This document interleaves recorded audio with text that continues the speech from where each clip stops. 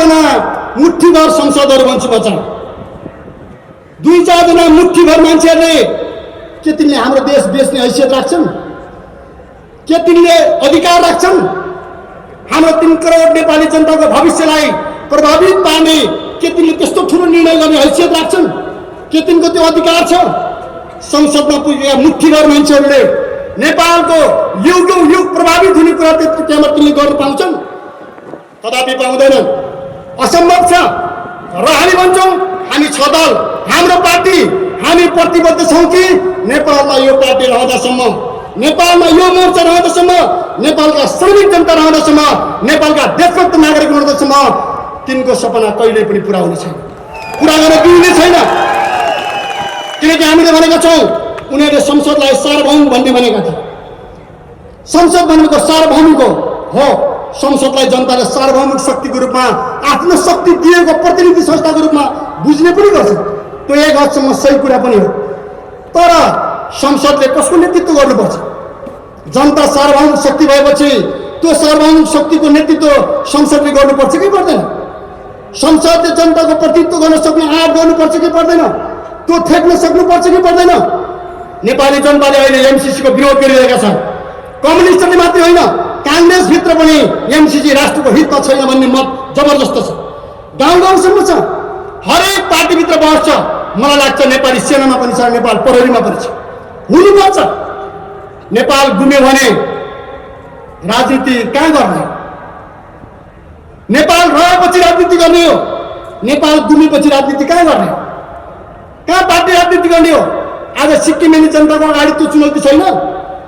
एउटा लेन्दुक गर्जे, एउटा राष्ट्रघाती मान्छेको निर्णयको पछि लाग्दाखेरि सिक्किमेली जनताले आज भारतीय साम्राज्यवादको पैताला मुनि दोब्नु परेको पीडा छ कि छैन आज?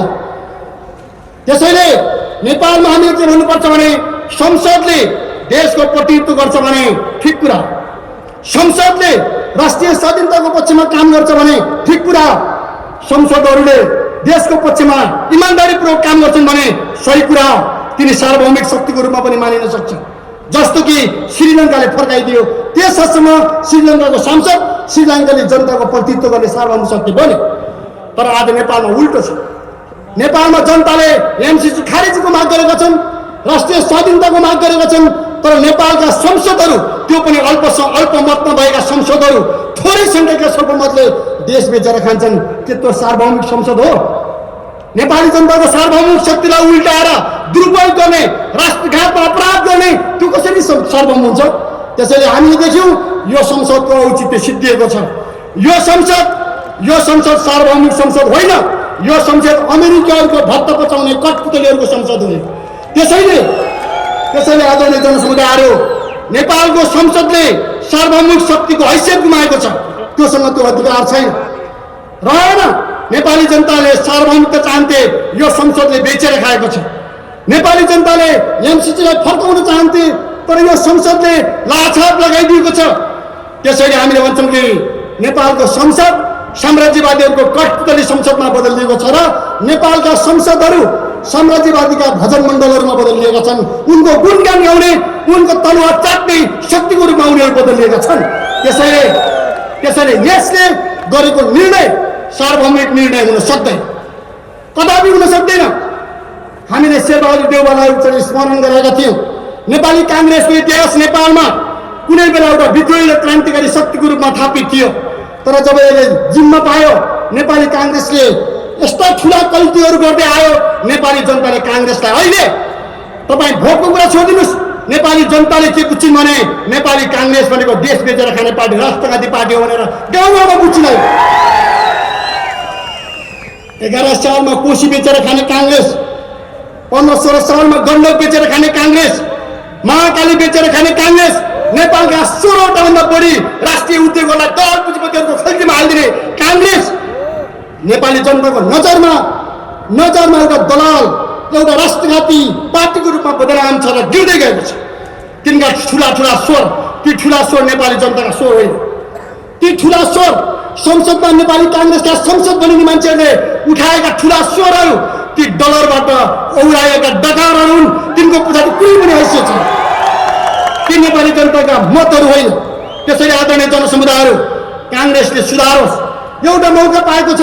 कांग्रेसले यो एमसीसी को बारेमा जनताको मत अनुसार निर्णय गरेर यसलाई फिर्ता पठाउँछ, देशमा एकचोटि बिग्रिएको छविलाई सुधारोस् हाम्रो चाहना थियो। तर गाउँमा भन्छ नि के खान पल्केकोलाई कहिले उपदेश लाग्दैन भनेको जस्तै लागेन। नेपाली जनताले कांग्रेसलाई अपिल गरे, तर कांग्रेस फर्किएर मालिकहरूको तलुवा चाट्न पुगेको छ र इतिहासमा नराम्रोसँग कांग्रेस फेरि पनि राष्ट्रघाती पार्टीको रूपमा बदनाम हुन पुगेको छ। कांग्रेसका नेताहरूले आजकल खुब गर्व गरेर नाच्दै हिँडेको देख्छु म चाहिँ। कांग्रेसी साथीहरू, तपाईहरु खुम्चिनु भयो, तपाईहरुले बुझ्नु भएन। तपाईहरुका अग्रजहरूले गरेको बलिदानलाई तपाईहरुले बुझ्नु भएन। राणा शासनको विरुद्धमा गरेको विद्रोहलाई तपाईहरुले बुझ्नु भएन।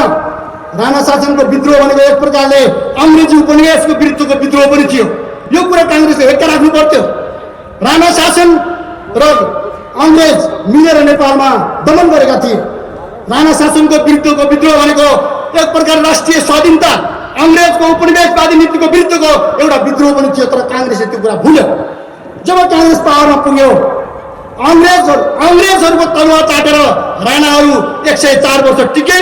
कांग्रेसले भारत र अमेरिकाको तलुवा चाटेर अर्को सत्ता कब्जा गर्छ भन्ने सपना देख्यो। त्यो कांग्रेसको दिवा सपना, त्यो कहिले पुरा हुँदैन थियो, भएन। नेपाली जनताले चिन्दै हरेक बेला कांग्रेसलाई खुम्चाइदिएका छन्। अहिले पनि कांग्रेस तेस्रो पार्टी हो। यदि तपाईले चाहिँ हिजोको बोटबाट हेर्नुभयो भने प्रचण्ड र माधवलाई जोड्ने हो भने केपी ओली, माधव र प्रचण्ड, त्यसपछि मात्र कांग्रेसको पालो आउँछ। तर कम्युनिस्ट भनिने नधनाढ्य पुँजीपति वर्ग, कम्युनिस्टको नाममा खोल ओढेका अरबपतिहरू, एक प्रकारले दलाल पुँजीपतिमा बदलिँदै गएका मान्छेहरूले गर्दाखेरि कांग्रेसले तेस्रो नम्बरमा भएर पनि यो देशलाई फेरि तपाईको दाउ थाप्ने, देशको भविष्यमाथि घात गर्ने एउटा अवसर पायो। यसको पछाडि केपी ओलीको पनि दोष। यसको पछाडि सबैभन्दा 15 गतेको निर्णयमा हामीले भनेका छौँ कि केपी ओलीले कथित त्यहाँभित्रको संसद रोस्टम घ्यालको नाममा पन्छिएर उनले राष्ट्रघातमा भाग लिए भने प्रचण्ड र माधव नेपालले शिर लतारेर नेपाली जनताको विरुद्धमा छाप लगाएर घात गरेका छन्। यो निर्णयमा कम्युनिस्ट सबै जनमतले देशभरि सुन्नुस्। टेलिभिजन हेर्नुभएको छ भने तपाईँले बुझ्नुपर्छ, यो सभा सुन्नुभएको छ भने तपाईँले बुझ्नुपर्छ। यो पटकको एमसीसीमा राष्ट्रघात हुँदै गर्दाखेरि सबैभन्दा जनता स्तब्ध भएको छन्, सबैभन्दा जनता दुखित भएको छन् भनेको प्रचण्ड र माधव नेपालले अमेरिकी साम्राज्यवादको फोनको भरमा सही साथ गर्ने समय हो। यो कुरा सबले बुझ्नुपर्छ। जनताहरू स्तब्ध जस्तो भएको छ। मलाई लाग्छ माओवादी केन्द्रभित्रका राष्ट्रवादी साथीहरू पनि स्तब्ध हुनुभएको छ, बोल्न गाह्रो भएको छ। त्यो दिन साँझको सामाजिक सञ्जालमा हामीले हेऱ्यौँ, एक प्रकारले माओवादी केन्द्र छोड्नेको लहर थियो। चारैतिर निर्वाचन जितेका वार्ड अध्यक्ष समेतले पनि राजीनामा दिनुभयो। त्यो कुनै लहरको कुरा होइन। उहाँहरू भन्नुहुन्छ, प्रचण्डजी के भन्नुहुन्छ अहिले आएर, मैले दुर्घटनाबाट बचाएँ। कस्तो दुर्घटना? यति ठुलो बेइमानी। दुर्घटना त एमसीसी पास गर्ने कुरा दुर्घटना। देशलाई दुर्घटनामा पारेर दुर्घटनाबाट बचायो भन्ने, जनतालाई कन्फ्युज गर्ने, भ्रमित गर्ने।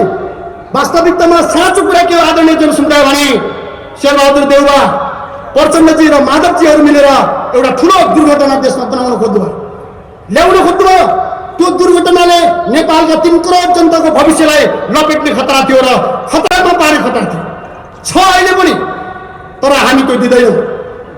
म तपाईँहरूलाई भन्न चाहन्छु, त्यो लागू हुने छैन। एमसीसी जसरी संसदबाट पास गरेको घोषणा गरेको छ त्यो अवैध छ, अवैधानिक छ, गैर कानुनी छ, असंवैधानिक छ। त्यो कहिले पनि लागू हुने छैन। आँखा चिम गरेर मालिकहरूको पछि दण्ड पर्छ भने होइन। हाम्रो बानेश्वरमा कफन बाँधेर देश बचाउन हिँडेको युवाको टाउकोमा लाठी पर्छ भने अन्ध मान्छेको जस्तो काम गर्ने होइन। हामीले यो कुरा बुझिराख्नुपर्छ। हाम्रा युवाहरू कहिले पनि चुकेका छैनन्। हाम्रा युवाहरूले टाउको फुटाए, हात भाँचिएको छ, खुट्टा भाँचिएको छ, अहिले पनि जेलमा राखिएको छ र जेलभित्र हात हतियारको मुद्दा लगाइँदैछ। न्यु खोज्दैछ कांग्रेस। कांग्रेसले धेरै न्यु खोज्नु हुँदैन। शेरबहादुर देउवाजीले राम्रोसँग राखेको हुन्छ र उहाँका पछाडि हिँड्ने उहाँका आसेपासेहरूले सुन्नुपर्छ। हामी यो जीवनलाई जनताको लागि समर्पित गरेर हिँडेका मान्छेहरू हौँ। हामीलाई कुनै चिन्ता छैन। एमसीसी गुमनाम पास हुन्छ यो देशमा, गुमनाम लागू कसैले सोचेको छ भने त्यो मूर्खता हो। आगोको लट्टोसँग खेल्नुपर्छ यो देशमा। हामीले त्यो कुरा खुलेआम भनेका छौँ। हाम्रा भाइ बहिनीहरू गर्वका साथ लड्नु भएको छ। हामीलाई खुसी लाग्छ, हामीलाई धन्यवाद दिन मन लाग्छ। नेताहरूको टाउका फुटेका छन्, कुरा नबुझेर फुटेको छ। हात खुट्टा भाँचेका छन्, जेल परेका छन्, कुरा नबुझेर परेको छ। राष्ट्रवादी साथीहरू सडकमा उत्रिनु भएको छ, कुरा नबुझेर उत्रिनु भएको छ। म त के देख्छु भने जो मान्छेले दाना खान्छ, जो मान्छेले नुन खान्छ र नुनको सोझो गर्छु भन्छ, ती मान्छेले मात्रै जान नेपाली जनताको बिचमा एउटा नक्कर चाकर र सिरुवारले गर्ने काम गरेका छन्। अरू कोही पनि जनता नेपालमा भ्रमित छैन। त्यसैले आदरणीय जनसमुदायहरू, यो एमसीसी जुन नाटक गरिएको छ पास भयो भनेर नाच्दै हिँडेको छ, यो कहिले पनि तपाईँहरू कल्पना नगर्नुहोस्, त्यो सम्भव छैन, हुनु हुँदैन। हाम्रो चाहनाको कुरा होइन। म नव युवाहरू जो कलेज पढिराख्नु भएको छ, विद्यालय पढिराख्नु भएको छ, म विशेष त नयाँ भाइ बहिनीहरू युवाहरूलाई भन्न चाहन्छु, हाम्रा छोराछोरीहरूलाई म भन्न चाहन्छु, तपाईँ 100 वर्षसम्म के अमेरिकाको जुवामुनि जोतिन तयार हुनुहुन्छ? के तपाईँहरू डलरको जुवामुनि जोतिन तयार हुनुहुन्छ? के तपाईँहरू एमसीसी एउटा मुठ्ठीबार एउटा सिधा त्यो भिखको पछाडि तपाईँहरू कुद्न तयार हुनुहुन्छ? कदापि पनि हुन सक्दैन। गलत गरेपछि जनताले धेरै दुःख पाउँछ। मान्छेले भन्छ एमसीसी आयो भने तमास हुन्छ, विकास हुन्छ। कहाँ विकास भयो?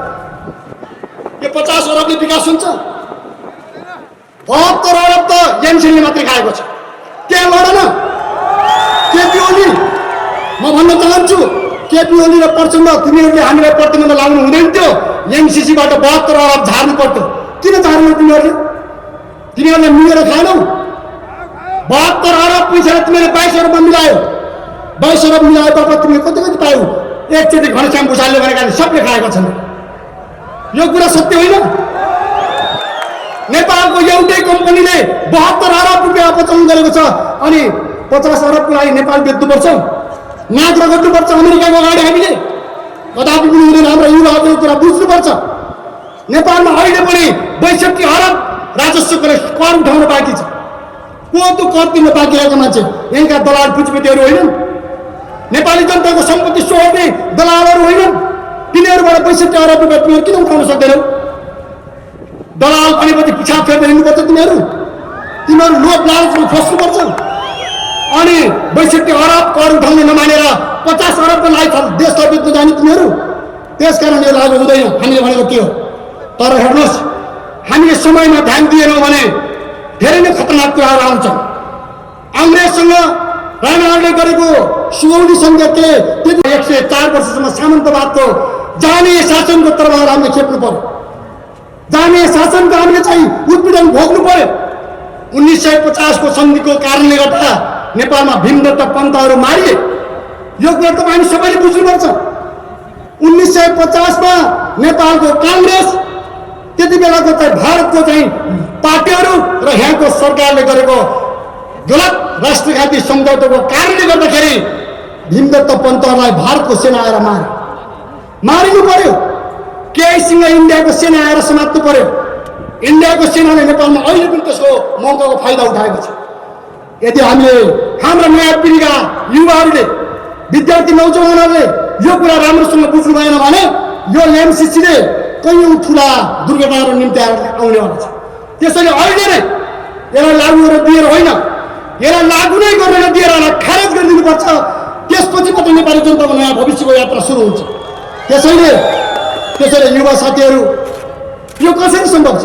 कैयौँले तर्क गरेका छन्। अब जो सम्पूर्ण देशभक्तहरूले एउटा सङ्कल्प गर्नु जरुरी छ कि तिनीहरूको चुनौती हामीलाई स्वीकार छ। तिनीहरूको चुनौती हामीलाई स्वीकार छ र हामी जबसम्म रहनेछौँ यो देशमा, जबसम्म जिउँदो रहनेछौँ र देशभक्तिपूर्ण भावनाका साथ रहनेछौँ, त्यो बिन्दुसम्म एमसीसीलाई लागू हुन नदिनका निम्ति र त्यसलाई खारेज गराइछोड्नका निम्ति हामी सङ्कल्प गर्नेछौँ। यो आजको सभालाई मैले त्यसरी बुझेको छु। तपाईहरुको बीचमा मैले 5 वटा कुरा राख्नेछु संक्षिप्तमा। पहिलो कुरा, एमसीसी लाई उनीहरूले सबभन्दा पहिले अनुदान भनेर हामीमाथि जालसाजी गर्न खोजे। हामीले विभिन्न तथ्यहरू मार्फत नेपालका बौद्धिकहरू, नेपालका देशभक्तहरू र क्रान्तिकारीहरूले अमेरिकाको आइपीएस को रिपोर्टदेखि 2004 मा अमेरिकाले बनाएको कानुनदेखि सबै चीजहरूलाई अगाडि ल्याएर राख्यौं र यो एमसीसी सम्झौता कुनै पनि अर्थमा अनुदान वा सहयोग होइन। यो नेपाली समाजलाई लुट्नका निम्ति, नेपालको जलविद्युतलाई बहुदेशीय कम्पनी, बहुराष्ट्रिय कम्पनीहरूको हातमा पुर्याउनका निम्ति, नेपाली समाजलाई नवौपनिवेशिक साङ्लोमा फेरि नराम्रोसँग झनभन्दा झन साम्राज्यवादीहरूले कस्नका निम्ति र हिन्द पेसिफिक रणनीति यो दक्षिण एसियामा लागू गर्ने क्रममा चीनलाई घेर्ने रणनीति अन्तर्गत नेपाललाई रणभूमि बनाउनका निम्ति ल्याइएको हो भन्ने कुरा हामीले प्रमाणित गर्यौं। त्यसपछि नै नेपाली देशभक्त जनताको यस विषयमा ध्यान बढ्दै गयो र आन्दोलनको वातावरण बन्दै गयो। अहिले फेरि एमसीसीलाई पारित गर्ने बेलामा प्रचण्ड लगायतका केही मानिसहरूले, माधव नेपाल लगायतका केही मानिसहरूले एउटा अर्को चटक हामी अगाडि सारे। त्यो हो व्याख्यात्मक टिप्पणीको चटक।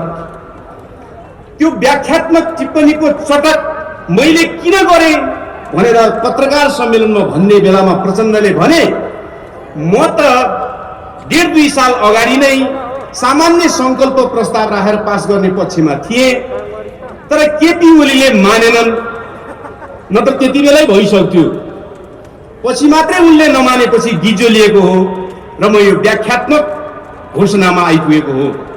र उनले एउटा ठुलो झुट त्यति धेरै पत्रकारहरूका अगाडि बोले कि भियना कन्भेन्सन 1969 को भियना कन्भेन्सनमा यो व्यवस्था छ कि कुनै एउटा देशले आफू खुसी व्याख्यात्मक टिप्पणी राख्यो भने त्यो अन्तर्राष्ट्रिय कानुन सरह नै मानिन्छ भनेर लेखिएको छ भनेर एउटा ठुलो झुट बोले। म नेपालका वकिल साथीहरू, नेपालका कानुनका विद्वान साथीहरू खुलेर यसको विषयमा बोल्दिनका निम्ति म अनुरोध गर्न चाहन्छु कि भियना कन्भेन्सनको कुनै पनि टिपोटमा, कुनै पनि बुँदामा, कुनै पनि प्रोटोकलमा त्यो व्यवस्था छैन। किनकि आज गुगलमा एक क्लिक गर्ने बित्तिकै भियना कन्भेन्सनका सबै बुँदाहरू आइपुग्छन्। त्यो कुनै ढाँटेर ढाँटिने कुरा होइन। त्यति नाङ्गो कुरा पनि उनले डरलाग्दो गरी ढाँट्न सम्भव भयो। र उनले अर्को कुरा पनि भने, जबकि हामी सबैलाई थाहा छ भियना कन्भेन्सन अन्तर्राष्ट्रिय सन्धिहरू बारेको कन्भेन्सन हो।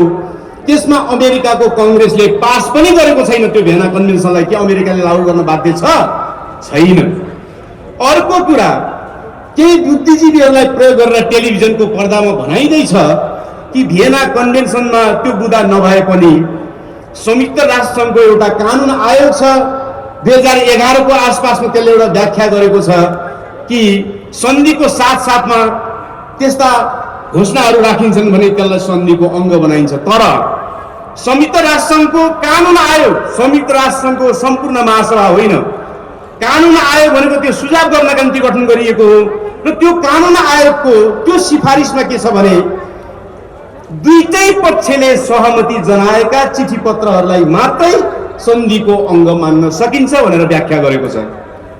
त्यो कुनै महासभाको निर्णय होइन, त्यो संयुक्त राष्ट्र संघ अन्तर्गतको कानुनी सल्लाहको निम्ति गठन गरिएको कानुन आयोगको विवेचना हो, व्याख्या हो। त्यो कुनै सन्धि सरहको मान्यता नै होइन। त्यो कुरालाई ल्याएर पनि व्याख्यात्मक घोषणाले चाहिँ अब एमसीसीमा भएका गलत कुराहरू सबै चाहिँ देशको पक्षमा भयो भनेर जो एउटा चटक गर्न खोजिएको छ त्यसको हामीले तीव्रतापूर्वक सैद्धान्तिक रूपमा, व्यवहारिक रूपमा र प्रमाण अगाडि सारेर त्यसको खण्डन गरिँदैछ। एमसीसी कुनै हालतमा संशोधित भएको छैन। व्याख्यात्मक टिप्पणीले त्यसलाई कुनै फरक पारेको छैन। त्यसका राष्ट्रघाती बुँदाहरू, त्यसका देशघाती बुँदाहरू र नेपाली समाजको अस्तित्वलाई लुट्ने, नेपाललाई शक्ति राष्ट्रहरूको रणमैदान बनाउने, त्यसको घाम नहाल्ने र नेपालको जलविद्युतलाई बहुराष्ट्रिय कम्पनीको हातमा सुम्पिने जो घातक बुँदाहरू त्यसमा छन्, त्यसमा केही पनि फरक परेको छैन। त्यसकारणले यो पहिलो कुरालाई हामीले दृढतापूर्वक नेपालका देशभक्तहरू र क्रान्तिकारी जनताले अगाडि लिएर जानु परेको छ।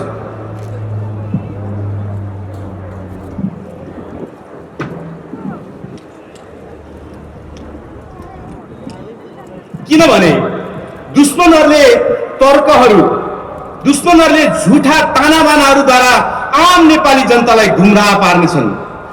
जब जब उनीहरूले तर्कहरूद्वारा गुमराह पार्न खोज्दछन् त्यसलाई नकाटिकन र समाजको पीरसम्म त्यसलाई स्पष्ट नपारिकन दुश्मनहरूप्रति घृणा पैदा हुँदैन, राष्ट्रघातीहरूप्रति घृणा पैदा हुँदैन भने त्यसको विरुद्ध राष्ट्रिय मुक्ति आन्दोलन लड्न सकिँदैन। घृणा नभइकन, घृणाहरूको सम्मेलन नभइकन दुश्मनसँग लड्न सकिँदैन। त्यसको निम्ति मैले पहिलो कुरा यही भने कि उनीहरूले जो व्याख्यात्मक घोषणाद्वारा यो सच्चाइ हो भनेर जुन चटक गरेका छन् त्यो चटकलाई हामीले चिरफार गर्दै अगाडि बढ्नु जरुरी छ। दोस्रो कुरा, यो एमसीसी को प्रकरणले राष्ट्रघाती काम मात्रै गरेको छैन कि यसले दोस्रो काम पनि गरेको छ। त्यो हो हाम्रो देशमा जस्तो प्रकारको दलाल संसदवादी पुँजीवादी व्यवस्था स्थापना भएको छ त्यो संसदीय व्यवस्था र संसदीय राजनीतिबाट देशभक्तिपूर्ण कुनै अडानलाई अन्तिम रूप दिन सकिँदो रहेनछ, राष्ट्रघाती सन्धि सम्झौतालाई रोक्न सकिँदो रहेनछ। त्यो व्यवस्था र संसदवादी राजनीति पुरै यसको विषयमा असफल हुँदो रहेछ भन्ने कुरा प्रमाणित भएको छ। यसको यो प्रमाण, यो कुरा दिनको खाममै छर्लङ्ग भएको छ। किनकि संसदमा त्यसलाई लगियो, संसदमा त्यो लानुपर्ने विषय हो कि होइन भन्ने कुरा छलफल नै भएन। किनकि विदेशीहरूले अनुदानको नाममा वा सहयोगको नाममा वा कुनै पनि नाममा दिने रकम संसदमा लाने चलन नै थिएन। लानुपर्ने चिज हो कि होइन कतै बहस नै भएन। एमसीसी यहाँ मात्रै लागू भएको कुरा होइन, संसारका 43 वटा भन्दा बढी देशहरूमा एमसीसी का नङ्ग्राहरू पुगेका छन्। कुनै देशमा संसदमा लगिएको छ, कुनै देशमा संसदमा लगिएको छैन, लानुपर्ने कुनै जरुरी नै छैन। त्यो विषयमा नै बहस भएन। यो कस्तो राजनीतिक व्यवस्था हो? प्राकृतिक स्रोत साधनमाथिको नाङ्गो हस्तक्षेपसँग सम्बन्धित छ एमसीसी। संविधानको धाराले भन्दछ, 269 को धाराले भन्दछ कि प्राकृतिक स्रोत साधन अनुसारका विषयहरूमा सामान्य बहुमतले पुग्दैन भन्दछ। तर सामान्य बहुमत चाहिने कि नचाहिने कुनै बहस नै भएन, कुनै बहस भएन। संसद अवरोध भएको बेलामा कुनै प्रस्ताव पारित गर्नै मिल्दैन। मान्छेहरू नारा लगाइरहेका छन्, त्यहाँ पारित हो भनेर भनिरहेका छन्। कति हात उठे थाहा छैन, कति थाहा छैन। ध्वनि मतको आधारमा पास भयो भनिएको छ, हल्ला गरिएको छ। यसबाट यही त प्रश्न हुन्छ कि उत्पीडित राष्ट्रहरूको हकमा, हाम्रो देश जस्तो देशको हकमा संसदीय व्यवस्था र संसदीय प्रणालीले हाम्रो देशको राष्ट्रियताको पक्षमा लड्न सक्दो रहेनछ भन्ने कुरा प्रमाणित हुन्छ। यहाँभन्दा बढी ठुलो कुनै प्रमाण जरुरी छैन। अब जहाँसम्म आयो संसदवादी राजनीतिको कुरा, संसदवादी पार्टीभित्रका भीम रावलहरू, छलनाथ खनालहरू, नारायणकाजी श्रेष्ठ र गिरिराजमणि पोखरेलहरू केही लडेको जस्तो गरे, केही बोलेको जस्तो गरे। मैले सुनेको थिएँ यो सभामा आउनका निम्ति आयोजक पार्टीहरूले अनुरोध पनि गर्नुभयो, उहाँहरूलाई अपिल पनि गर्नुभयो। तर उहाँहरूका स्वकीय सचिवालयहरूले फेसबुकमा वक्तव्य जारी गरे। देशभक्तहरू दुश्मनको किल्लाभित्र समेत मर्न तयार हुन्छन् भने तपाईहरुलाई यो क्रान्तिकारीहरूको, यो देशभक्तहरूको सभामा आएर बोल्न केले रोकेको हो? केले रोकेको? फगत यति मात्रै हो कि तपाईहरुले गर्दै आएको संसदवादी राजनीतिले रोकेको हो? तपाईहरुलाई त्यो पार्टीभित्र टिकट पाइँदैन कि भन्ने चिन्ता भयो? त्यो पार्टीभित्रको आफ्नो त्यो पार्टीलाई चन्दा दिने दलाल पुँजीपतिहरूले चुनावमा पैसा दिँदैनन् कि भन्ने चिन्ता हो? हामीसँग बस्यो भने हाम्रो अलिकति न्यानो तपाईहरुलाई सर्छ भन्ने चिन्ता हो? यहाँभन्दा बढी तपाईहरुलाई के भयो? त्यो संसदवादी राजनीतिभित्र बसेर तपाईले जतिसुकै एमसीसी का बुदाहरूको टेलिभिजनमा पत्रिकामा चर्चा गरे पनि के त्यहाँ सुनवाई भयो? के हुने सुनवाई हुन सम्भव छ? छैन। म ती संसदवादी पार्टीभित्र बसेर देशभक्तिपूर्ण अडान राख्ने र अहिलेसम्म लड्ने र लडेको जस्तो गर्ने ती सबै साथीहरूलाई संसदवादी राजनीतिबारे पुनर्विचार गर्नुहोस् भन्ने म सुझाव दिन चाहन्छु। किनकि आजको दुनियाँमा दलाल पुँजीवादी शासन, दलाल पुँजीवादी संसदवादी राजनीति पनि गर्ने र देशभक्त पनि भइरहने असम्भव कुरा हो। त्यो दुईटै सँगसँगै अब जान सक्दैनन्। त्यो दुईटै सँगसँगै अब जान सक्दैनन्। यो दोस्रो विश्वयुद्धभन्दा अगाडिको जमाना होइन, नरोत्तम सिंहानुको जमाना होइन। आज देशको रक्षा गर्ने देशभक्तिपूर्ण भावना र क्रान्तिकारी राजनीति एक ठाउँमा आयो भने मात्रै सम्भव छ। संसदवादी पुँजीवादी राजनीति र देशभक्तिपूर्ण अडान एक ठाउँमा बस्न सम्भव छैन। म भीम रावलजीहरूलाई त धेरै भन्न चाहन्न। माधव नेपालजीहरूको के कुरा गर्ने, राष्ट्रघातमा महाकालीमा मुछिएकै हुन्। केपी ओलीहरूको के कुरा गर्ने, ती चटल देखाउने काम बाहेक केही पनि गरिरहेका छैनन्। म एकपटक नारायण काजी र गिरिराज बन्ने पोखरेलहरूलाई भन्न चाहन्छु, पञ्चायत कालदेखि आफू मर्दाखेरि लास समेत देशभित्र भित्राउन नदिएका मधेसका होनहार योद्धा जय गोविन्द शाहहरूको रगत र पसिनाले बनाएको त्यो पार्टी, त्यो जनमत, निर्मल लामाहरूले बनाएको रगत पसिनाले बनाएको त्यो पार्टी, त्यो जनमत, दिवाकर भुषालहरूले बनाएको त्यो पार्टी, त्यो जनमत, तपाईहरुले संसदीय स्वार्थका निम्ति केपी ओलीको पाउमा नेकपा नेकपा बनाएर बुझाउनु भयो। त्यो अपराधको हिसाब ती जनताले गर्न बाँकी छ।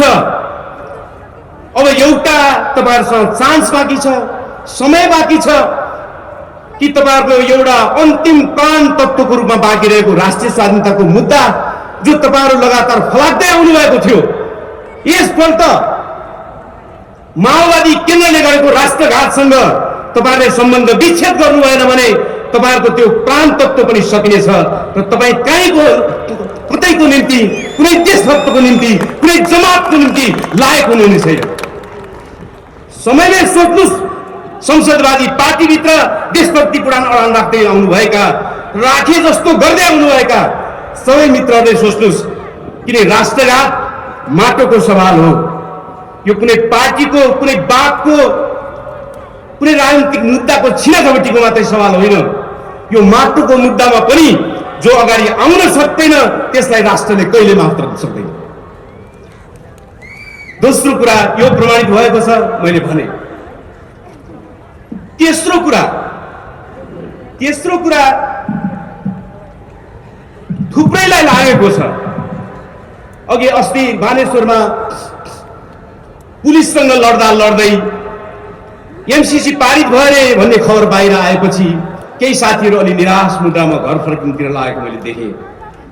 धेरैलाई लाग्यो कि यो पास भइहाल्यो, अब सकिहाल्यो, अब के हुन्छ, अब लडेर के हुन्छ।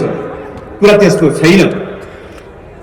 यहाँका सञ्चार माध्यमहरूले, यहाँका विद्वान भनिने मानिसहरूले बहुराष्ट्रिय कम्पनी र आइएनजिओहरूद्वारा पालित पोषित कथित बौद्धिकहरूले सूचनाहरू लुकाएका छन् भनेका छैनन्, तर क्रान्तिकारीहरूले ती सूचनाहरू अगाडि राख्नु जरुरी छ। कैयौं देशहरूमा जहाँ एमसीसी लागू भएर थुप्रै जग्गा अधिग्रहण भएर थुप्रै कुरा भइसकेपछि पनि त्यहाँका जनताले जब बुझे, त्यहाँको सेनाले जब बुझ्यो, त्यहाँको प्रहरीले जब बुझ्यो, ती देशहरूमा विद्रोह भएका छन् र एमसीसी लखेटिएको छ। मादागास्करको मात्रै एउटा सानो अफ्रिका नजिकको एउटा टापु देश जसको आधा भन्दा बढी जमिन एमसीसीले अधिग्रहण गर्यो र आधा जमिन कोरियाको डेउ भन्ने बहुराष्ट्रिय कम्पनीलाई जमिन दियो। त्यसको विरुद्धमा त्यहाँको सेनाले साथ दियो, त्यसको विरुद्धमा त्यहाँको नगरपालिकाको मेयरले विद्रोह गरे, जनताले विद्रोह गरे, पुलिसले विद्रोह गरे, एमसीसी त्यहाँबाट भाग्न बाध्य भयो। इतिहास अमेरिकाले जितेको मात्रै छैन, इतिहास संसारभरि अमेरिकाले कुनै न कुनै ढङ्गले हारेको पनि छ। त्यो इतिहास हामीले अगाडि राख्छौँ। घानामा उनीहरूले पाइनएप्पल कब्जा गरे, भुइँ कटर कब्जा गरे। घानाको भुइँ कटर युरोपमा सबभन्दा मिठो मानेर त्यसको रस पिइने गरिन्थ्यो। त्यो भुइँ कटरमाथि कब्जा गर्नका निम्ति एमसीसी गयो र एमसीसीले बहुराष्ट्रिय कम्पनी अन्तर्गत भुइँ कटरलाई ल्याएर अहिले घानाको भुइँ कटरमाथि युरोपियन जुस कम्पनीहरूको कब्जा भएको छ र घानामा त्यसको विरुद्धमा एउटा लडाईँ चलिरहेको छ। मानिसहरू मङ्गोलियाको उदाहरण दिन्छन्। चीन नजिकै भएर पनि मङ्गोलियाले एमसीसी लिइरहेको छ। यो तथ्य लुकाउँछन् कि मङ्गोलियाले उत्तर एटलान्टिक सन्धि संगठन नाटोको सदस्यतामा आएको छ, ऊ अमेरिकाको पक्षमा लागेको छ, त्यसकारणले ऊ एमसीसी चलाइरहेको छ। अमेरिकाको साझेदार राष्ट्र बन्नका निम्ति निवेदन हालेको छ मङ्गोलियाले। त्यसकारणले गर्दा हामीले प्रश्न पार्नुपर्ने भएको छ प्रश्न पार्नुपर्ने भएको छ कि एमसीसी अहिले पारित हुने बित्तिकै जनताले पारित गर्यो भन्ने कुरा सत्य होइन। होइन, एमसीसी पारित भएपछि हामीलाई थाहा छ एमसीसी पारित भएपछि मात्रै लागू गर्न सुरु गरिएको होइन। 1 लाख रुख काट्ने आदेश भइसकेको छ, हामीलाई थाहा छ। एमसीसी को निम्ति लाल पूर्जा बनाएर जग्गा दिएको छ, हामीलाई थाहा छ। अधिग्रहण गर्नका निम्ति अनुमति दिएको छ, हामीलाई थाहा छ। विद्युत नियमन आयोग ऐन 2074 मा पास गरिएको छ, हामीलाई थाहा छ। सिंहदरबारका थुप्रै कोठाहरू खाली हुँदाहुँदै महिनामा 16 लाख भाडा तिर्ने गरी एमसीए को अफिस राखिएको छ, त्यो पनि हामीलाई थाहा छ। एमसीसी लागू गर्न सुरु गरिएको छ, त्यो हामीलाई थाहा छ। तर यो लागू गर्न सुरु गर्ने बित्तिकै यो सम्पूर्ण रूपमा लागू भइसक्छ, यसको विरुद्ध केही गर्नै सकिन्न, यसलाई उल्टाउनै सकिन्न भन्ने कुरा सत्य होइन। हामीले उल्टाउनु पर्छ, यसलाई रोक्नु पर्छ। यो यसकारण पनि गर्नुपर्छ कि आजको साम्राज्यवाद नयाँ तरिकाले हामी माथि जो आएको छ, यो यस्तै एमसीसी मार्फत नै आउने हो। यो आजको युगको साम्राज्यवादको नयाँ तरिका हो, नयाँ तरिका हो। यो नयाँ तरिकासँग लड्नका निम्ति हामीले साम्राज्यवादका विरुद्ध राष्ट्रिय मुक्ति आन्दोलनको एउटा नयाँ चक्र अब सुरु गर्नुपर्छ। यो देशको मात्रै हुने छैन, यो संसारभरिको आन्दोलनको एउटा अङ्ग हुनेछ। युक्रेनले पनि 12 वर्ष अगाडि त्यसरी नै सोचेथ्यो, सन्तुलित कूटनीति, नेटोमा जाने, अमेरिकाले भनेको मान्ने, त्यसरी नै सोचेथ्यो। आज शेरबहादुर देउवाले रुसको विरुद्ध वक्तव्य दिएका छन्, हाम्रो असंलग्न परराष्ट्र नीति भटाउन पारिदिएका छन्। नेपालले बोल्नुपर्ने युद्ध रोक भनेर थियो, नेपालले बोल्नुपर्ने सबैको सार्वसत्ताको सुरक्षा गर, सम्मान गर भन्नुपर्ने थियो। तर कुनै देशको पक्षमा अमेरिका पक्षधरहरूको हुलमा मिसिएर लाग्नुपर्ने कुनै जरुरी थिएन। यो केले गरिराखेको छ? यो एमसीसी लागू हुन सुरु गरेको अर्को प्रकरण। नेपालले अहिलेसम्म त्यस्तो कुनै वक्तव्य दिएको थिएन संसारका युद्धहरूमा। नेपालले जहिले पनि असंलग्न परराष्ट्र नीति लिएको थियो।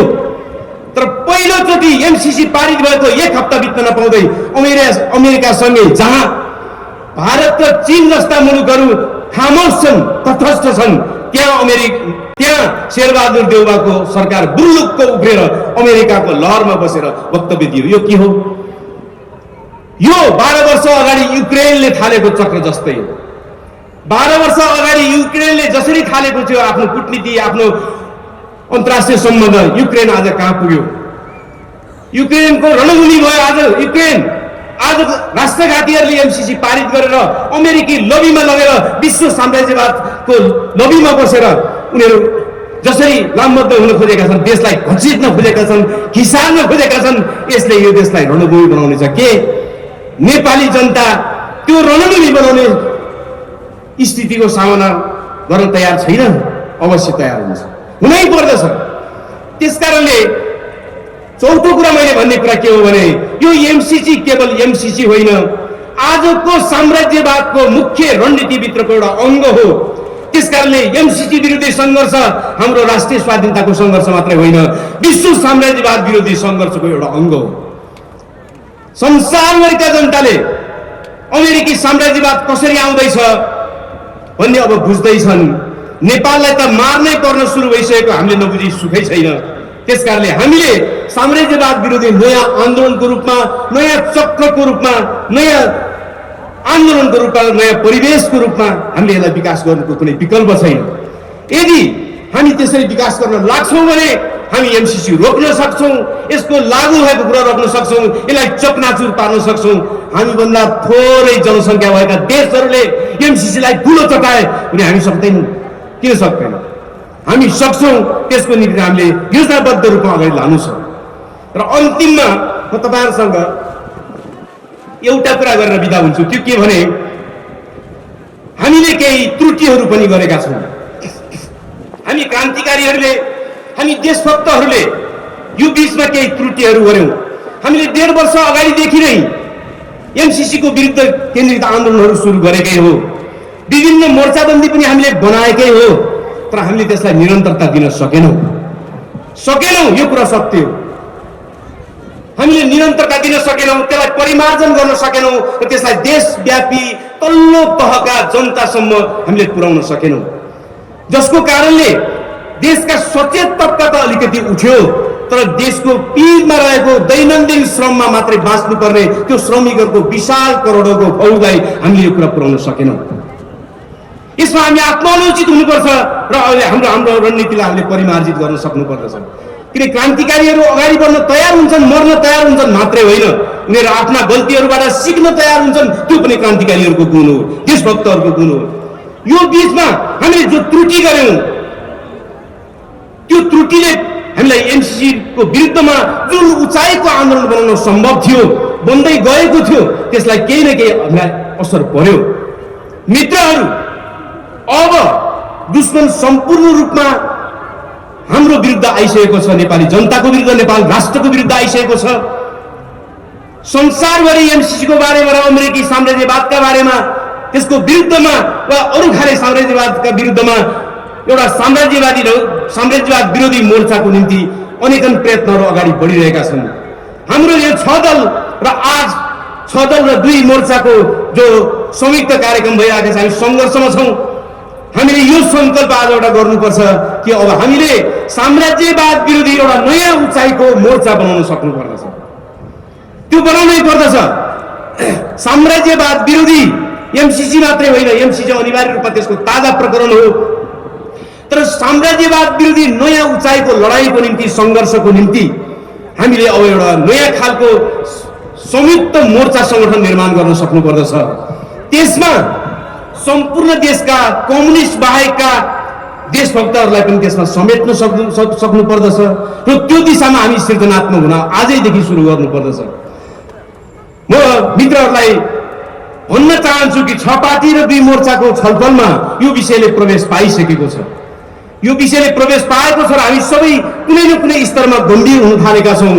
तपाईहरुले पनि यसलाई लगातार एउटा सुझावको रूपमा, अलिअलि दबावको रूपमा पनि सबैले भन्नु जरुरी छ कि साम्राज्यवादलाई लडाउने हो भने, एमसीसीलाई खारेज हुने स्थितिमा पुर्याउने हो भने हामीले अब नयाँ मोर्चाबन्दी गर्नुपर्छ। नयाँ मोर्चाबन्दीले मात्रै हामीलाई साम्राज्यवादका विरुद्ध लड्न र यो एमसीसीलाई धुलो चटाउनका निम्ति हामी सफल हुनेछौँ।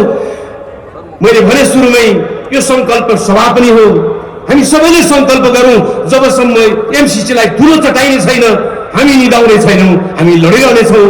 लाल सभा राष्ट्रियता, सार्वभौमता र अखण्डतालाई सिद्ध्याउँछ भनेर यो विरोधमा पार्टीहरूको आह्वानमा यो कार्यक्रममा उपस्थित भएका सम्पूर्ण देशभक्त नेपाली दाजुभाइ दिदीबहिनीहरूलाई म हाम्रो पार्टीको तर्फबाट र सबै 8 दलकै तर्फबाट यहाँहरूलाई हार्दिक अभिनन्दन तथा स्वागत गर्न चाहन्छु।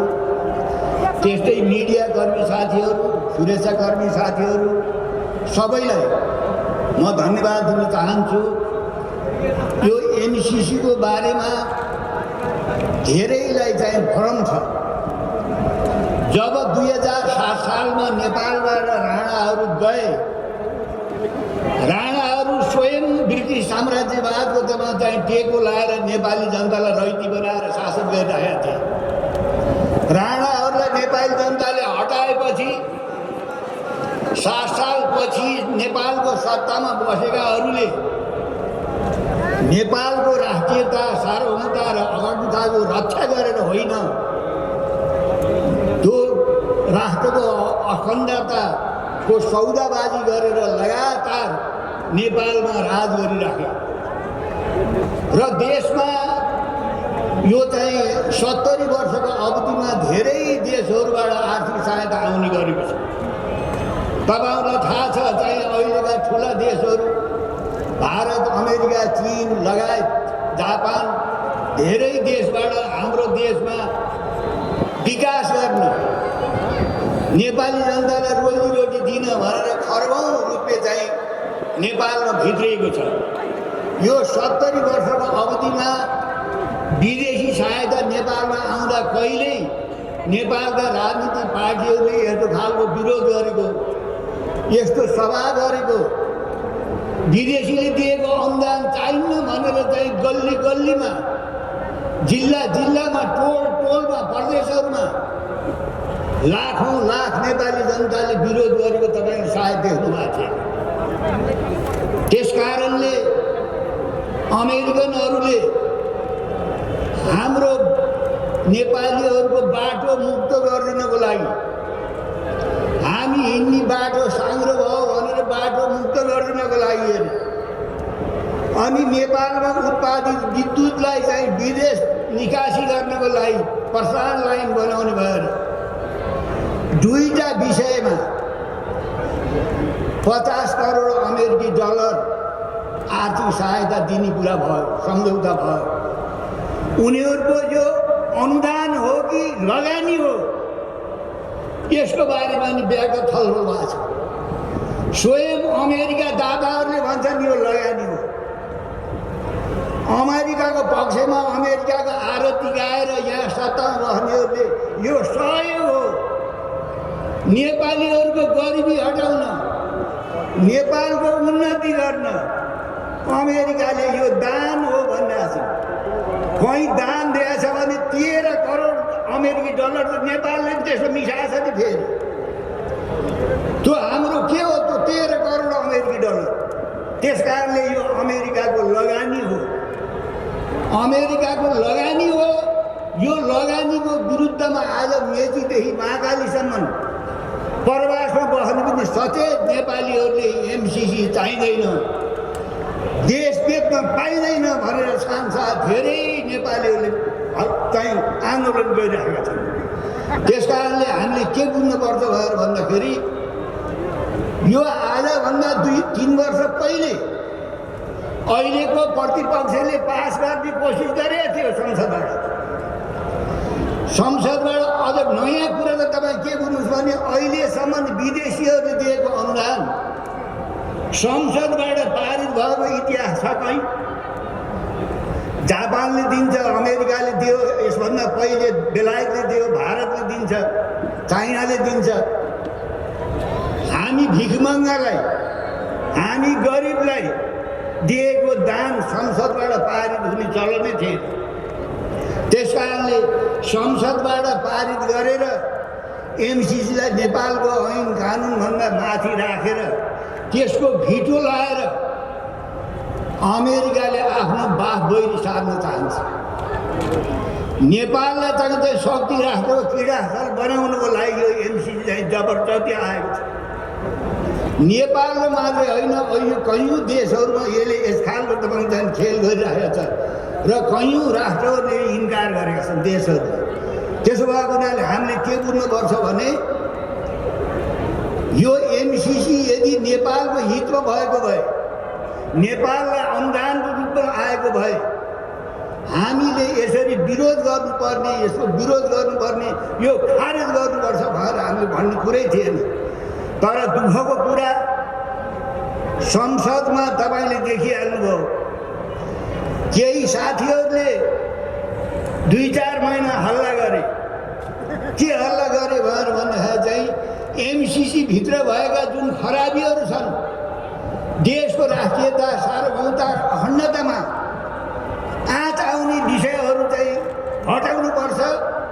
एमसिसी खारेज चाहिँ एमसिसी चाहिँ संशोधन गरेर पारित हुनुपर्छ भनेर साथीहरू बुरुक्क बुरे केही साथीहरू आखिरी तपाईँको चाहिँ नि यही आफैले तपाईँको चाहिँ नि व्याख्या गरेर अब एमसिसी भित्र भएका खराबी, त्यहाँभित्र भएका असमान व्यवस्थाहरू अब खारेज गए। खारेज कसले गर्ने भनेर भन्दाखेरि तपाईँ चाहिँ माधवजीले र प्रचण्डजीले खारेज गरेर खारेज हुने। त्यो त एमसिसीले मान्नु पर्यो नि।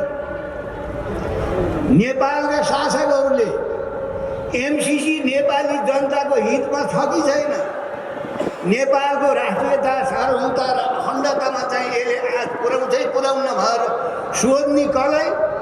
अमेरिकालाई। अमेरिकाले तपाईँको चाहिँ नि यहाँ चाहिँ देशको राष्ट्रियता, सार्वभौमता र अखण्डतामा आज आउने व्यवस्था छ उसले भन्छ। त्यस कारणले आजका शासकहरूले देशको राष्ट्रियता, सार्वभौमता र अखण्डताको रक्षा गरेर होइन, देशको राष्ट्रियता सार्वभौमता र अखण्डताको सौदाबाजी गरेर बेचेर यहाँ शासन गरिरहेको छ। यो दुःखको कुरा हो। 7 सालपछि नेपालको राष्ट्रियता सार्वभौमता र अखण्डतामा बढी वामपन्थीहरू धेरै भूमिका रह्यो। तर अहिले देशका सबै वामपन्थी रहेनन्, खामपन्थीको परिणत भए। देशका कतिपय वामपन्थी पार्टीहरूलाई सत्ता प्रदान भयो, स्वार्थ प्रदान भयो, देशको हित प्रदान भएन। त्यसो हुनाले यसभन्दा पहिले पनि नेपालका नदी नालाहरू तपाईँ चाहिँ विदेशी गए एक गरेर तपाईँलाई थाहा छ।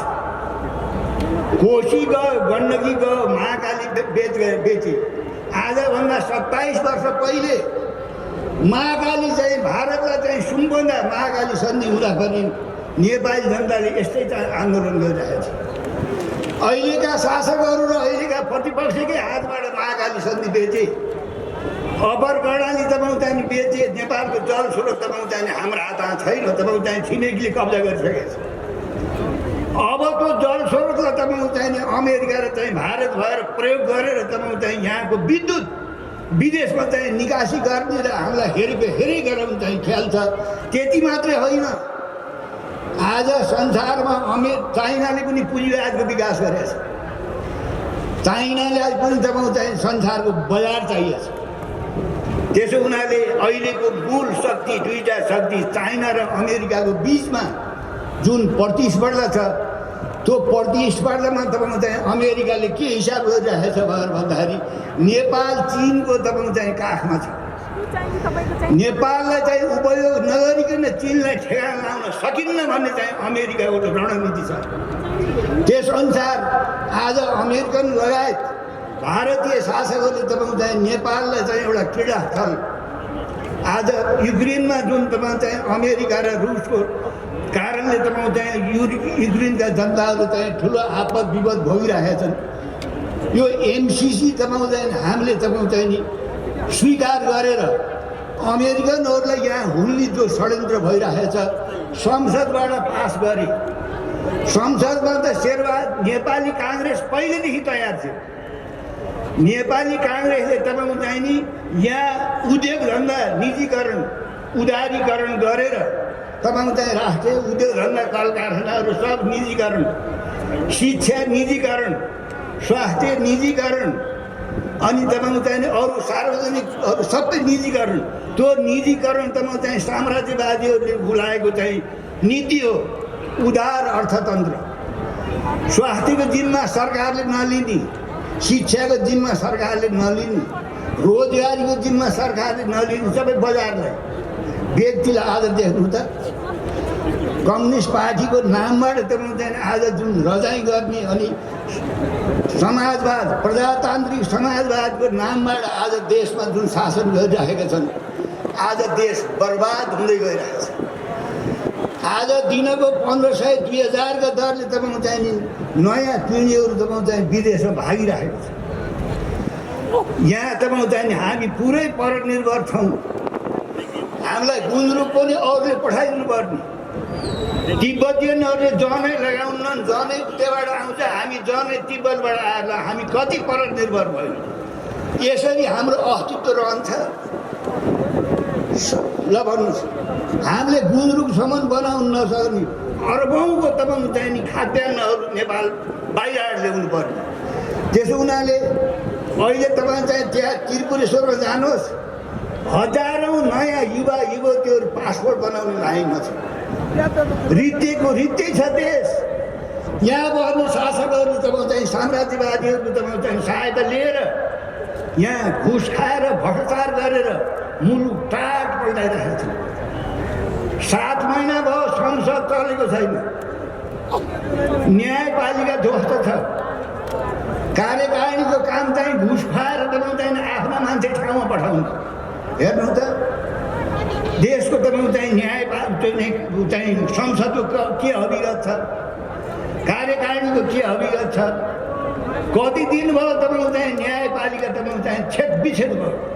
त्यसो हुनाले आज राष्ट्रको अस्तित्वमै प्रश्न चिन्ह खडा भइरहेको छ। यो बेलामा यही बेला तपाईँ चाहिँ शक्ति राष्ट्रहरूले यही बेला चाहिँ शक्ति राष्ट्रहरूले यहाँका शासकहरूलाई यहाँको प्रशासनमा बस्ने मान्छेहरूलाई तपाईँको चाहिँ हात लिएर के गर्न सकिन्छ नेपालको प्राकृतिक साधन स्रोतमाथि केही गरिराखेका छन्। यति राम्रो मुलुक, यति राम्रो प्राकृतिक साधन स्रोत भएको मुलुक आज हामी संसारमा भिख माग्न भइरहेको छ। जहाज चढेर नेपालीहरू तपाईँ चाहिँ अरब जान्छन्, बाक्सा चाहिँ हजारौँ मान्छे सालमा आएको तपाईँ देखिरहनु भएको छ। यहाँका शासकहरूलाई कलकारखाना खोल्ने मतलब भएन, उद्योग धन्दा खोल्ने मतलब भएन। बहुराष्ट्रिय कम्पनीले बनाएको तपाईँ चाहिँ सामान लिएर यहाँ नेपाली जनतालाई चाहिँ ठगिरहेको छ, खाइरहेको छ। मुलुक नेपाललाई कसैले अब विश्वास गर्न थालेछ। शासकहरूले तपाईँ चाहिँ विशुद्ध साम्राज्यवादको दलाली गर्ने, उनीहरूको चाहिँ आशीर्वाद लिएर चुनाव जित्ने, सत्तामा जाने, अनि साम्राज्यवादीहरू तपाईँ चाहिँ कुन योजना लागू गर्दाखेरि साम्राज्यवादीहरू स्वार्थ पुरा हुन्छ। नेपालको राष्ट्रियता, सार्वभौमता र अखण्डताको होइन, साम्राज्यवादीहरूको स्वार्थमा काम गरिरहेका छन्। त्यसकारणले यो अहिले केही दिन पहिले 15 गते राति संसदबाट एमसिसी पारित गरे। मेचीदेखि महाकालीसम्म र प्रवासका ठाउँ ठाउँमा नेपाली जनताले, देशभक्त नेपाली जनताले यो एमसिसी अमेरिकी साम्राज्यवादको यो चाहिँ षड्यन्त्र हो, योबाट चाहिँ नेपालको सार्वभौमता, भौगोलिक अखण्डतामाथि यसले चाहिँ उगर्छ, चाहिँ खतरा पुर्याइरहेछ। यसलाई खारेज गर्नुपर्छ। जुन देशले यसको चाहिँ विकृति विसङ्गति थाहा पाए ती देशहरू तपाईँ चाहिँ नि स्वीकार गरेनन्। यही छिमेकी श्रीलङ्काले गरेन, कतिपय देशहरू तपाईँ चाहिँ फिर्ता गरे। तर यहाँका शासकहरूले यो सही रकम बुझेर देशलाई तपाईँ चाहिँ नि उन्नति गर्ने, विकास गर्ने भनेर अहिलेसम्म संसदबाट पारित नहुँदै 4.5 अरब गुल्छरब गइसकेका छन्, खाइसकेका छन्। संसदबाट पारित गर्नुपर्छ भने पारित नभइकन खर्च गर्न पाइन्थ्यो। अहिले पनि एमसिसीको अघि 16 लाख रुपियाँ महिनावारी चल्ला भन्नु। हाम्रो जस्तो गरिब देशबाट चाहिँ आएको तपाईँ आर्थिक सहायता गुल्छरा उडाइरहेका छन्। त्यस हुनाले यहाँ त धाराहरू हटाए जस्तो गरेको प्रचण्डजी र उसको चाहिँ के अरे माधवजीको तपाईँको चाहिँ लाज ढाक्न मात्रै भनेर रामचन्द्रजीले भनिहाल्यो। केही संसदको नेपाली काङ्ग्रेसले भन्यो, अमेरिकाले भन्यो तिमीहरूले यो पास गर्ने कि नगर्ने। पटक पटक यिनलाई चाहिँ ठम्काए। कसैले दिएको अनुदान हामीलाई चाहिँदैन भन्दाखेरि तपाईँ नलिहुन्न भन्न तपाईँ सक्नुहुन्छ भनिरहेको छ। त अमेरिकी साम्राज्यवादले आज संसारभरि के गरेको छ तपाईँलाई इतिहास थाहा छ। इराकमा जुन बेला तपाईँ चाहिँ त्यहाँको तेल कब्जा गर्नु थियो, आणविक अस्त्र चाहिँ त्यहाँ इराकले बनाइरहेको छ भनेर चाहिँ त्यहाँ राष्ट्रसङ्घले चाहिँ भन्न पनि मानेन। इराकको के स्थिति भयो, अफगानिस्तानको के स्थिति भयो। त्यस कारणले हाम्रो जस्तो कमजोर देशका चाहिँ शासकहरूलाई खेलाएर, उनीहरूलाई किनेर, उनीहरूलाई भाडामा लिएर तपाईँ चाहिँ नि यो देशको प्राकृतिक साधन स्रोतमाथि जुन तपाईँ चाहिँ दाइँ हाल्ने काम भएको छ। आज मुलुकभरि कङ्गाल हुने गइरहेछ, बेरोजगार भइरहेछ, नेपाली जनता त बेवारसित भइरहेछन्। यो स्थितिमा साम्राज्यवादीहरूलाई हुलेर यहाँको प्राकृतिक साधन स्रोतमाथि विदेशीहरूलाई जुन दाइँ हाल्ने चाहिँ कुकरमा भइरहेको छ, यसको विरोध तपाईँ चाहिँ नेपाली जनताले बाहेक अरूले गर्न मिल्दैन। ठुला संसदभित्र भएका पार्टीहरूको प्रतिस्पर्धा कसले एमसिसी पास गरेर अमेरिकनहरूको आशीर्वाद लिने, त्यो आशीर्वादबाट चुनाव जित्ने, त्यसपछि पटक पटक सत्तामा गएर संसदमा गएर देशको हितमा होइन, नेपाली जनताको हितमा होइन, राष्ट्रियताको संरक्षण गरेर होइन, त्यसको सौदाबाजी गरेर आज मुलुक चाहिँ यो अप्ठ्यारो स्थितिमा गएको छ। त्यसो भएको हुनाले मैले उपस्थित सबै सम्पूर्ण दाजुभाइ दिदीबहिनीहरूलाई के भन्छु भने हामीले यो नबुझेर हामीले यो कतिसम्म हामीलाई आरोप लागेको छ भने एमसिसी लागू भयो भने चाहिँ नेपालीहरू विदेश जानु पर्दैन भनेका छन् एमसिसीका दलालहरू। ल भन्नुहोस्, एमसिसी नेपालमा पास भयो भने तपाईँहरूको हाम्रा छोराछोरी कोही विदेश जानु पर्दैन, अरे यहाँ काम मिल्छ अरे। कतिसम्म तलको कुरा गरेको अहिलेसम्म 10औं खरब विदेशीहरू पैसा आएछ। त्यसको ब्याज खर्च गरे होला उनीहरूले, यहाँ साउँ त उनीहरूले खाइरहेको छ, ब्याज जनताको नाममा खर्च गरे होला। त्यस कारणले यस खालको झुट गरिरहेका छन् र जुनसुकै मूल्यमा पनि यदि हामीले यो चाहिँ एमसिसी खारेज गर्न सकेनौँ भने हाम्रो स्थिति अफगानिस्तानको हुनेछ, हाम्रो स्थिति इराकको हुनेछ, हाम्रो स्थिति तपाईँ सिरियाको हुनेछ। यो मैले भावावेश आएर भनेको छैन। त्यस कारणले 8 दलका साथीहरूले यो आयोजना गरेर नेपाली जनताहरूको बिचमा राष्ट्रियताको सार्वभौमता अखण्डताको सुरक्षाको लागि जुन सङ्गठित रूपले चाहिँ आवाज उठाइरहनु भएको छ, आज नेपालीहरूले चाहिँ देशको विभिन्न ठाउँमा एमसिसीको विरोध गरिरहेका छन्। त्यस कारणले सत्ता पक्ष र प्रतिपक्षमा देशको राष्ट्रियतामाथिको जो सौदाबाजी भएको छ यसको विरुद्धमा भण्डाफोर गर्नुपर्छ र मेचीदेखि महाकाली, हिमालदेखि तराईसम्मका जनता हामीले चाहिँ यो देशको रक्षाको लागि, यो देशलाई साम्राज्यवादको शिकार हुन नदिनको लागि, यो देशको प्राकृतिक साधन स्रोत यही देशका जनताको उपभोगको लागि हामीले चाहिँ सङ्घर्ष गर्नु परेको छ, सङ्घर्ष गर्नुपर्छ। त्यसो हुनाले कुनै पनि देशको अस्तित्व त्यो देशका शासकले, त्यो देशका मुठीभर टाठाबाठाले होइन, त्यो देशका आम जनताले मात्रै लिन सक्छन्। हाम्रा भियतनामको लडाइँको अनुभव छ, कोरियाको छ, चिनको लडाइँको अनुभव छ।